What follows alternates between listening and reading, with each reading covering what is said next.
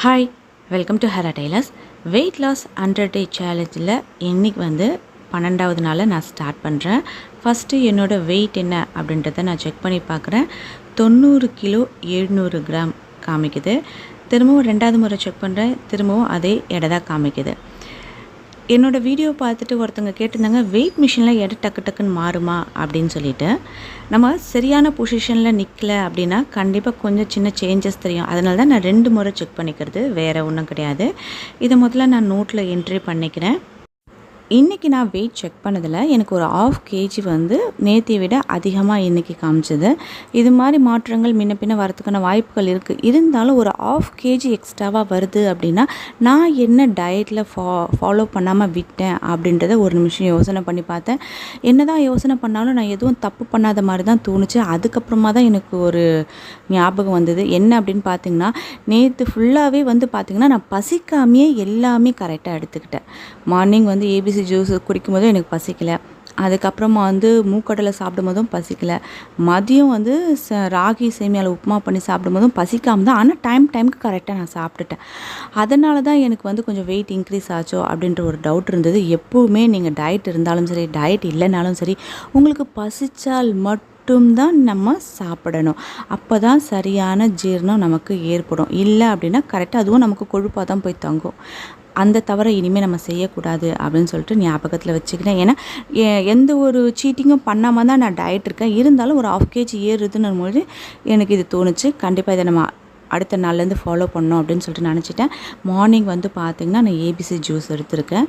அதே மாதிரி 11 மணிக்கு உப்பு கடலை எடுத்திருக்கேன். நல்லா ஒரு 2 கைப்பிடி இருக்க மாதிரி உப்பு கடலை எடுத்திருக்கேன். இந்த உப்பு கடலை பார்த்திங்கன்னா தோலெல்லாம் நீக்கிட்டு அப்படியே ஒரு கை ஃபுல்லாக எடுத்துகிட்டு வாய் ஃபுல்லாக சாப்பிட்டு மென்று சாப்பிட்ற மாதிரி சாப்பிடக்கூடாது. ஒரு கடலையை வாயில் போட்டு மென்று முழுங்கினதுக்கப்புறமா தான் அடுத்த கடலை எடுக்கணும். அது மாதிரி நம்ம சாப்பிடும்பொழுது ஒரு 10 கடலை சாப்பிட்டோன்னாலே வயிறு ஃபில்லான மாதிரி இருக்கும். அது மாதிரி ட்ரை பண்ணி பாருங்கள். அதுக்கப்புறம் இன்னும் ஒரு சிலர் கேட்குற கேள்வி என்னென்னா, டயட் பிளான்னு போடும்பொழுது ஃபஸ்ட்டு எப்பவுமே ஏபிசி ஜூஸ் தான் குடிக்கணுமா அப்படின்னு நினைக்கிறீங்க. அப்படி கிடையாது. எந்த ஒரு ஃப்ரூட்ஸ் வேணாலும் நீங்கள் எடுத்துக்கலாம். ஒரு ஆப்பிள் எடுத்துக்கலாம், இல்லைனா ஒரு கொய்யாப்பழம் எடுத்துக்கலாம், இல்லை 2 கமலாப்பழம் எடுத்துக்கலாம். ஏதாவது ஒரு ஃப்ரூட்ஸ் நீங்கள் மார்னிங் எடுத்துக்கிறது ரொம்ப நல்லது. நான் ஏன் ஏபிசி ஜூஸ் கண்டினியூவாக எடுக்கிறேன் அப்படின்னு பார்த்தீங்கன்னா, வெயிட் லாஸ் பண்ணும்பொழுது கண்டிப்பாக பார்த்திங்கன்னா நமக்கு முடி கொட்டுற பிரச்சனையாகட்டும், முகத்தில் ஒரு சில சேஞ்சஸ்லாம் ஏற்படும். அதனால் ஏபிசி ஜூஸ் எடுத்தோன்னா நம்ம கொஞ்சம் பேலன்ஸ்டாக இருக்குமே அப்படின்றதுனால தான் எடுத்துக்கிறேன். இதுவே நான் அப்படியே கண்டினியூவாக தொடர போகிறது கிடையாது. நடுவில் பார்த்திங்கன்னா சில சேஞ்சஸ் கொண்டு வருவேன். நீங்கள் மாற்றணும்னு நினச்சிங்கன்னா தாராளமாக எந்த ஃப்ரூட்ஸ் வேணால் எடுத்துக்கோங்க. முக்கியமாக ஜூஸாக குடிக்காமல் ஃப்ரூட்ஸாக நீங்கள் மென்று சாப்பிட்றது ரொம்ப நல்லது. இல்லை எனக்கு ஜூஸ் தாங்க வேணும் அப்படின்னு நீங்கள் நினச்சிங்க அப்படின்னா அது கூட நீங்கள் சுகர் சேர்க்காதீங்க. சுகருன்றது ஒயிட் சுகர் மட்டும் கிடையாது. வெல்லம், நாட்டு சக்கரை, பனக்கல்கண்டு அது மாதிரி எதுவுமே சேர்க்காமல் வெறும் ஃப்ரூட்டை மட்டும் ஜூஸாக நீங்கள் பண்ணி தாராளமாக குடிக்கலாம். இன்றைக்கி என்னோட மத்தியான லஞ்சுக்கு ரொம்ப பசி வந்துருச்சு. அதனால் ஃபஸ்ட்டு ஒரு டம்ளர் நான் வெள்ளை பானகம் குடிச்சிட்டு இன்றைக்கி என்னோடய லஞ்ச் மெனு பார்த்திங்கன்னா இதுதான். சிறுகீரை பொரியல், கத்திரிக்காய், முருங்கைக்காய் வதக்கல் வச்சுருக்கேன். இது 2ம் சாப்பிட்ட உடனே எனக்கு வயிறு ஃபுல்லாகிடுச்சு. எப்பவுமே கீரைலாம் சாப்பிட்டோம் அப்படின்னா நிறைய வச்சுக்கிட்டு சாப்பிடுங்க. கூட்டாக இல்லாமல் பொரியலாக நம்ம வச்சுக்கிட்டு சாப்பிட்டோம் அப்படின்னா இன்னும் ரொம்ப ஹெல்த்தி. அதனால தான் நான் 2 கட்டு கீரை வாங்கினேன். எங்கள் ஃபேமிலிக்கு 2 கட்டு கீரை வாங்கி அது மொத்தமாகவே பொரியலாக பண்ணேன். நல்லா 2 கரண்டி இருக்க மாதிரி நான் கீரை பொரியல் வச்சுக்கிட்டேன். அதே மாதிரி கத்திரிக்காய், முருங்கைக்காய், வெங்காயம், தக்காளி போட்டு வதக்குனது அரை வேக்காடாக இருக்கும்போது எனக்கு கொஞ்சம் கிரேவியாகவே நான் ஃபஸ்ட்டு எடுத்து வச்சுக்கிட்டேன்.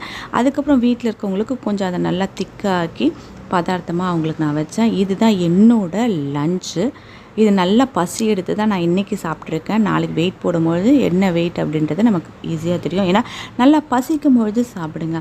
ஈவினிங் பசித்தா மட்டும்தான் நான் ஃப்ரூட்ஸ் எடுத்துக்க போகிறேன். எப்பவும் போல் நைட்டு ஜீரகம், சோம்பு, ஓமம், பட்டை போட்ட சுடு தண்ணீர் தான் நான் குடிச்சிட்டு இன்றைக்கி என்னோடய டயட்டை நான் வெற்றிகரமாக முடிச்சிருக்கேன். ஸ்டூடெண்ட் வெயிட் லாஸ் சேலஞ்சோட வீடியோஸ்லாம் நான் ஆப்பிமா சேனலில் தான் அப்லோட் பண்ணுறேன். அந்த சேனலோட லிங்க்கு கீழே டிஸ்கிரிப்ஷன் பாக்ஸில் கொடுக்குறேன். போய் நீங்கள் விசிட் பண்ணி பாருங்கள். உங்களுக்கு பிடிச்சதுன்னா சேனலை சப்ஸ்கிரைப் பண்ணிக்கோங்க. ஹரிணி இந்த ஸ்கூல் லீவில் எப்படி அவங்க வெயிட் லாஸ் பண்ணுறதுக்கான உணவு பழக்க வழக்கங்களை மாற்றிருக்காங்க அப்படின்ற முழு விவரம் சேனலில் கொடுத்துருக்கேன். கண்டிப்பாக போய் விசிட் பண்ணி பாருங்கள்.